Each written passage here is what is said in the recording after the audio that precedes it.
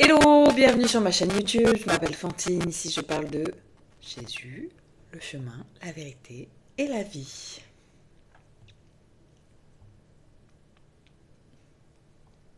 Ça c'est le silence de la fille qui vit une saison incroyable.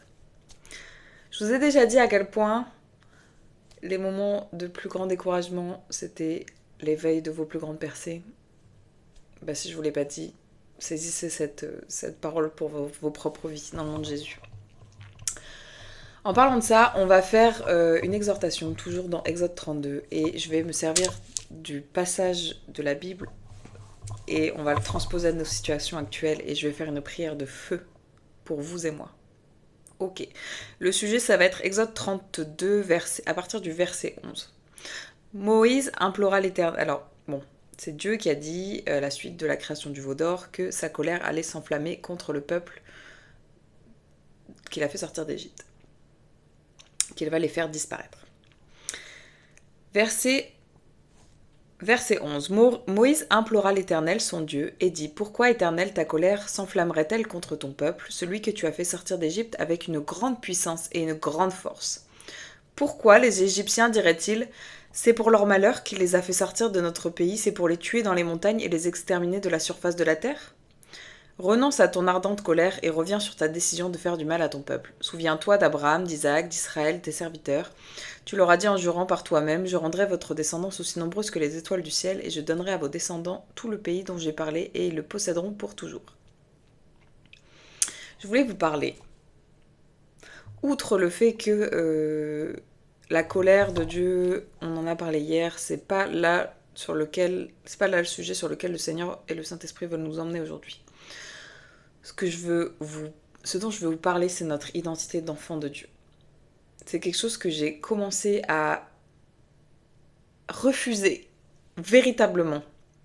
C'est que mon identité d'enfant de Christ, d'enfant de Dieu, elle ne diffère pas avec ma vie d'avant. C'est-à-dire que, par exemple, il y a des situations dans ma vie où j'avais des oppositions avant d'être en Christ. Et depuis que je suis en Christ, je refuse vraiment avec foi et avec force que mes situations, elles se passent de la même façon qu'elles se passaient comme quand j'étais dans le monde. Je refuse que ma nouvelle condition d'enfant de Dieu, elle ne fasse pas la différence dans ce que je dois vivre. Ok ? Et ça va être une prière pour vous. Là, il y a des situations dans ma vie où, depuis que je suis en Christ, tous les gens ont les yeux tournés vers moi. Clairement, des histoires de relations. Parce que je suis passée d'une fille qui avait beaucoup de relations à quelqu'un qui a tout stoppé, abstinence, tout le tralala, avec des valeurs hyper pas strictes, qui sont bibliques, des convictions qui sont très fortes, et vraiment où je laisse même pas à l'ennemi la place de mettre le bout de son nez, quoi. Vraiment, c'est des grandes portes que je ferme. Et du coup, en fait, c'est clair que tous les gens de ma vie d'avant, tous les gens autour de moi, ma famille, mes amis qui me connaissaient avant, ils sont en train de se dire Fantine, ça fait 2 ans. 2 ans qu'elle est avec son Jésus, là. Il est où son mari ? Il est où son mari ? Je suis désolée, on parle beaucoup de ça. Je ne fais pas une fixette sur le mariage. Je vous donne un exemple de ma vie concrète, là où les gens m'attendent. Parce que j'ai un certain âge, j'ai toujours voulu avoir des enfants, donc évidemment, les gens qui m'ont vu faire le choix drastique de donner ma vie à Jésus, ils sont en train de murmurer. Ok ?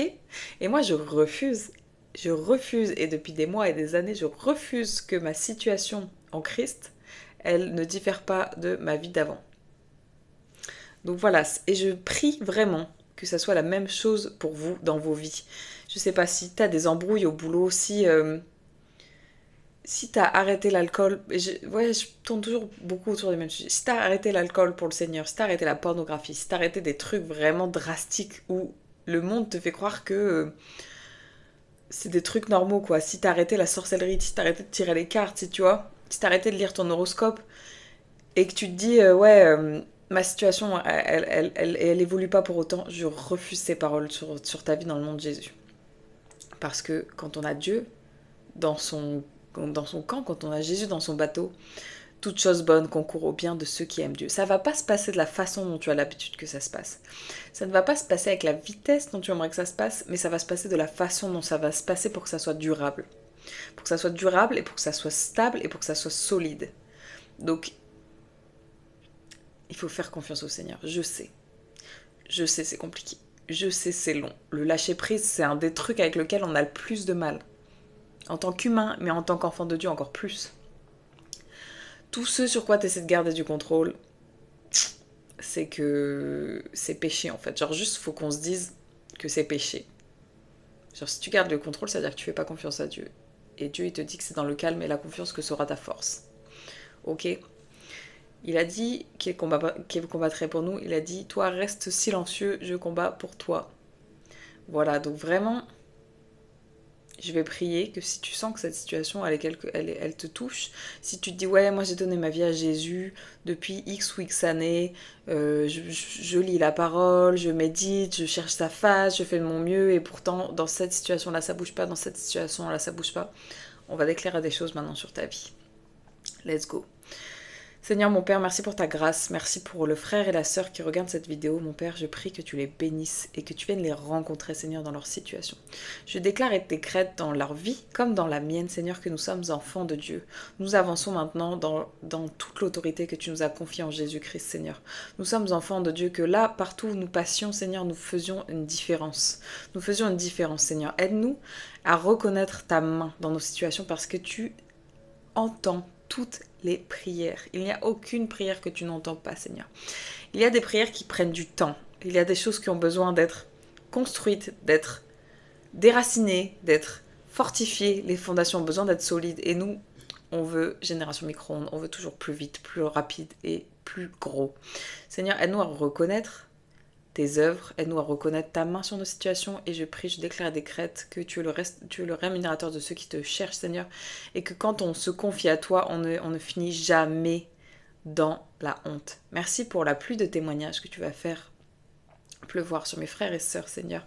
Merci pour les choses incroyables qu'ils vont vivre, les délivrances, Seigneur, les restaurations dans leur famille, Seigneur, les emplois que tu vas leur permettre de trouver. Je déclare et décrète que si quelqu'un est en train de chercher un emploi et qu'il a du mal à comprendre, Seigneur, où tu l'amènes parce que les portes se ferment, je déclare et décrète dans le nom de Jésus que maintenant tu ouvres une porte incroyable et que dans les prochaines 48 heures, Seigneur, il va se passer quelque chose de si grand qu'ils vont être obligés de revenir témoigner. Je déclare et décrète que pour toutes les personnes qui cherchent leur côte, qui cherchent leur partenaire de destinée, je prie avant la fin de l'été, Seigneur, que tu vas mettre quelqu'un sur leur route, Seigneur. Donne-leur des yeux pour voir ton œuvre, pour voir tes mains, Seigneur, et garde cette parole, permets qu'ils gardent cette parole dans leur cœur. Merci Seigneur pour l'autorité que tu nous as donnée en Jésus-Christ. Mon Père, je prie que tout lieu que notre pied foule, tu nous le donnes en héritage et que ton Saint-Esprit règne et change l'atmosphère de partout où nous posons le pied. Dans le nom de Jésus, j'ai prié. Amen. Soyez bénis. Soyez bénis. Et franchement, le Seigneur, il est en train de construire des témoignages. C'est normal qu'il y ait des oppositions. C'est normal que vous ne voyez pas le bout du tunnel parce que l'ennemi, il est en train de tirer ses dernières cartouches. Mais à la fin, on a la victoire avec Jésus-Christ. Soyez bénis.